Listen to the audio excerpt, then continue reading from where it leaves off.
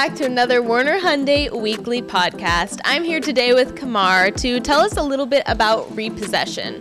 So I know that you're not technically in the business of repossession specifically, but you do have a lot of knowledge about financing and lenders, so I'm sure you can give the people some advice about it. So first off, what exactly is a repossession? Allie, that's a great question. The repossession is the event of a lender seizing your vehicle, usually from non-payment or default in payment. That's usually what happens. Okay, great. And then are there different types of repossession?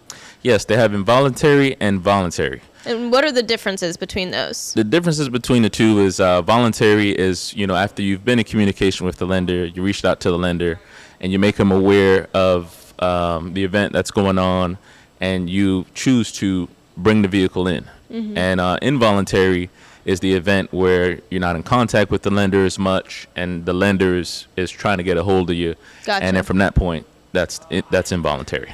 Okay. And obviously paying your car on time would prevent repossession, but is there any other advice you can give when it comes to repossession and that entire process? Yes, just stay in communication with your lender. If there's an event that happens, the lenders know that we're all human.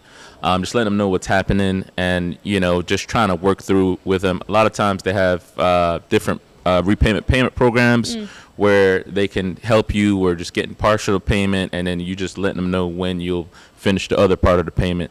That a lot of times helps too. Just communication in general. Yeah, sure. Another question is, can you buy another vehicle after you've had a car repossessed? Absolutely. We have plenty of lenders, and the lenders, because a lot of times they want to know the whole story. Mm-hmm. So you could have been making really good payments and have a good payment history, and life happens. Right. An event happens where you maybe change jobs, you maybe move, kids going to college, and something changes your normal spending characteristics. Sure. So a lender at that point would realize, just if you communicate to them and let them know, and then they can just kind of work through it with them. So just giving the whole story to the lender and letting them know what happened during that event.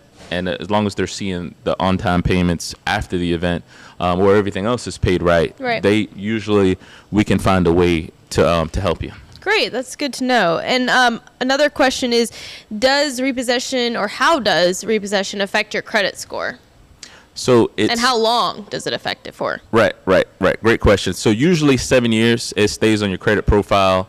It negatively impacts your credit.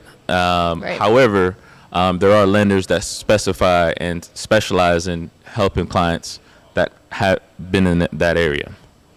And then, aside from what you've already told us, do you have any other tips about buying a car specifically after yours has been repossessed or you've been through that process? Yeah, I would definitely say, reach out to the lender, communicate, and also let them know if there's any changes going on in your lifestyle with you. And also, too, a lot of times, you can also refinance as well, where you came in and purchased a vehicle initially, your credit was different. So at this point, your credit's different. So before you can't make the payment, you may be able to qualify for a lower interest rate, which would lower your payment, and that can help you get back on track. That's great advice, Kamar. Thank you so much. Thank you for joining me and giving some advice on repossession. Be sure to like this video, share it with your friends, and check in for our next weekly podcast on our Instagram, Facebook, and YouTube. Thanks, Kamar. Thank you so much.